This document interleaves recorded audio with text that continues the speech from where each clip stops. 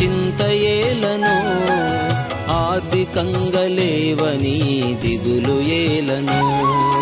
అడుగు వాటి కంటే, ఊహించు వాటి కంటే అధికముగా ఇచ్చు యేసు దేవుడుండగా, అడుగు వాటి కంటే, ఊహించు వాటి కంటే అధికముగా ఇచ్చు యేసు దేవుడుండగా, చింత దిగులు మాని యేసు ప్రభుని స్తుతించు, చింత దిగులు మాని యేసు ప్రభుని కీర్తించు, చింత దిగులు మాని యేసు ప్రభుని స్తుతించు, చింత దిగులు మాని యేసు ప్రభుని కీర్తించు.